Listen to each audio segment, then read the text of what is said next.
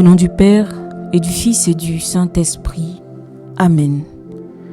Chers frères et sœurs dans le Christ Jésus, que la paix et la joie de Dieu soient avec chacun de nous. En ce jour, notre Mère Église fait mémoire de Saint Charles Borromée. Et nous sommes invités avec le ministère Sanctuaire d'adoration à méditer avec le psaume 130. N'oublie pas de mentionner le pays depuis lequel tu es connecté dans les commentaires, s'il te plaît.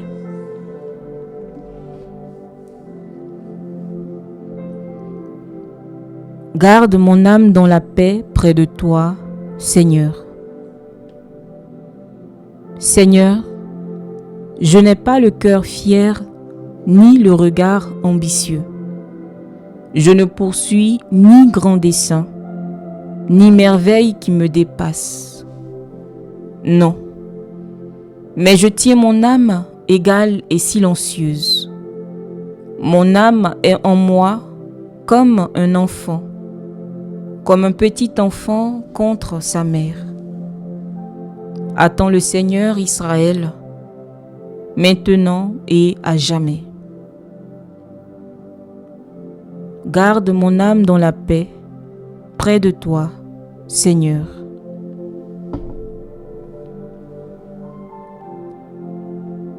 Frères et sœurs, bien-aimés dans le Seigneur, nous avons entendu ce psaume, certainement l'un des plus brefs de toutes les Saintes Écritures, mais aussi un des plus profonds.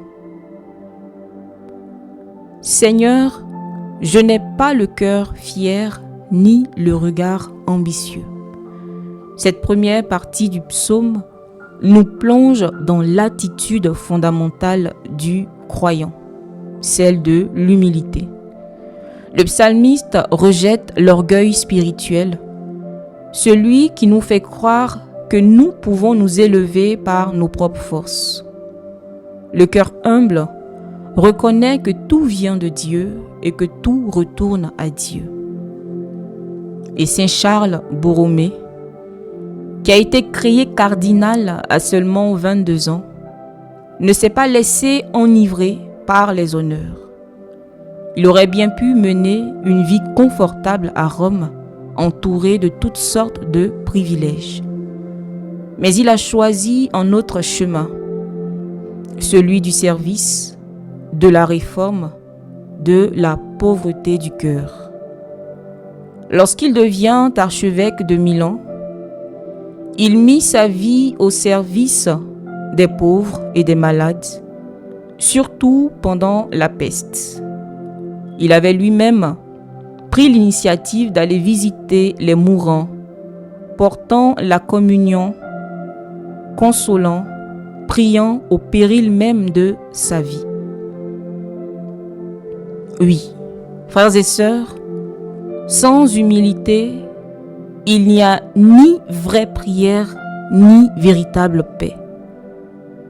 L'orgueil trouble le cœur, mais l'humilité ouvre à la véritable paix. Non, mais je tiens mon âme égale et silencieuse. Mon âme est en moi comme un enfant, comme un tout petit enfant contre sa mère. Quelle image magnifique! Le psalmiste compare son âme à un petit enfant, blotti contre sa mère. Ce n'est pas un enfant qui réclame, qui exige, mais un enfant apaisé, confiant, qui se sait aimer. C'est cela la véritable relation avec Dieu bien-aimé. Une confiance filiale, une dépendance paisible. Le chrétien mature n'est pas celui qui cherche à tout comprendre, ni celui qui comprend tout.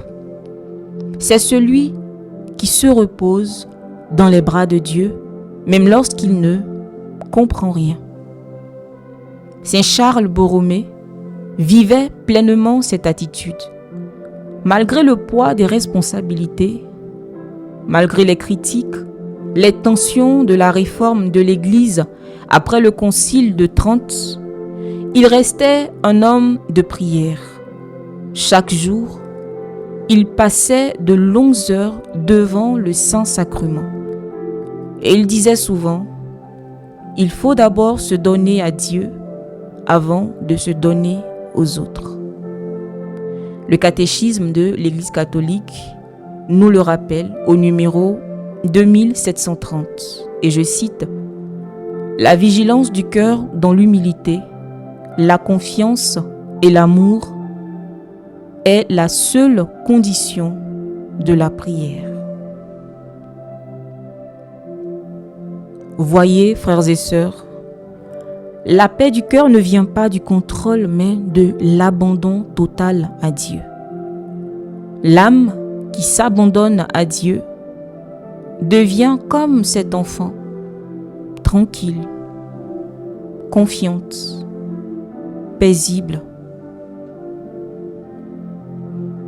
Attends le Seigneur Israël, maintenant et à jamais. Enfin, le psaume s'achève sur un appel, celui de l'espérance. Celui qui s'est dépouillé de l'orgueil et qui s'est reposé dans la confiance à Dieu devient capable d'attendre le Seigneur. Oui, l'espérance, c'est la persévérance confiante du cœur qui sait que Dieu ne déçoit jamais.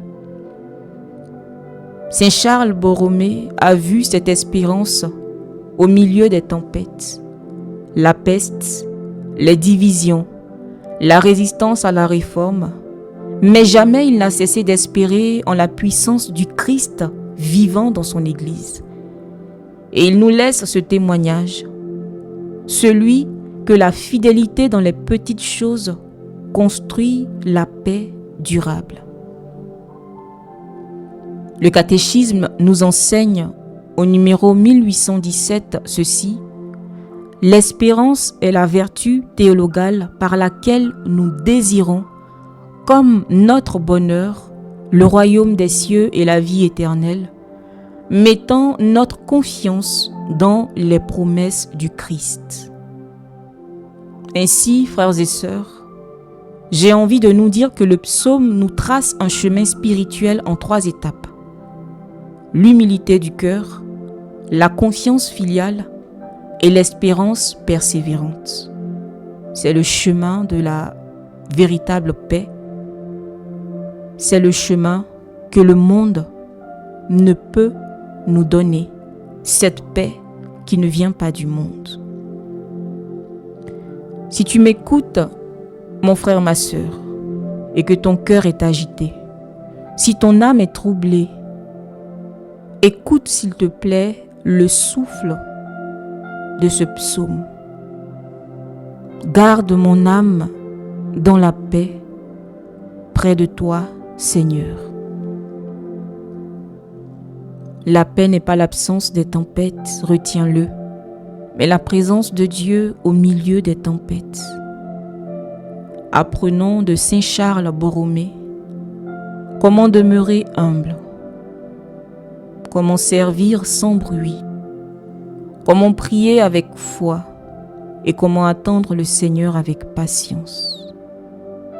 Alors, dans les bras du Père, nos âmes deviendront vraiment comme cet enfant paisible, et la paix de Dieu, celle qui dépasse toute intelligence, gardera nos cœurs et nos pensées dans le Christ Jésus. Amen.